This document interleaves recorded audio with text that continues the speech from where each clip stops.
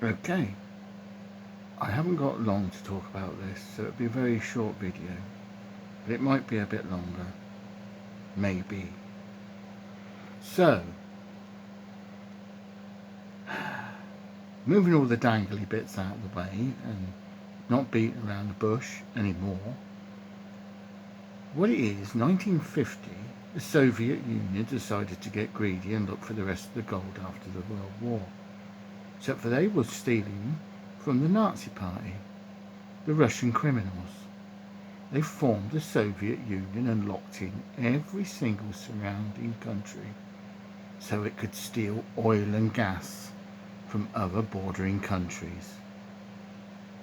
Russia wasn't even big enough. Siberia used to belong to Alaska, the Inuits, and it probably still does. So, the fall of the Soviet Union, criminals working from the Saudi Arabian criminals. Those criminals in Saudi Arabia have been stealing oil from all over the world. They've even been stealing tankers and stealing oil, suspected that they've not been paying for the oil through terrorism, wars, 2 Gulf wars, and Saudi Arabia has made this blooming horrible monstrosity on somebody else's land. There's a price for all that. It will get them out in the end. 1974, the fuel crisis. So who was around in 1974 causing problems? We wonder. They're very old now, and they're still arguing. And then we've got 2 people in the Western world. Russia's really in the West, really. It's not in the East at all. But Siberia, is it Upper Eastern?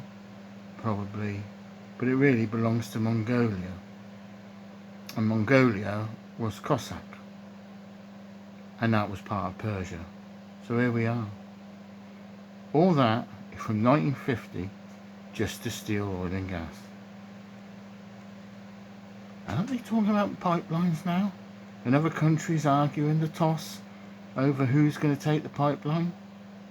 I'm just know that these guys are far too old to be responsible. They're far too old, all of them.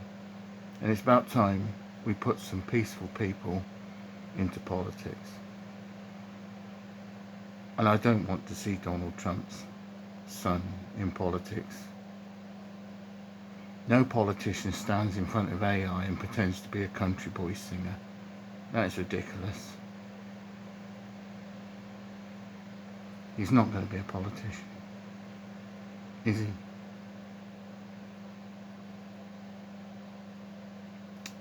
So there's the senators have been giving me some information which I find interesting.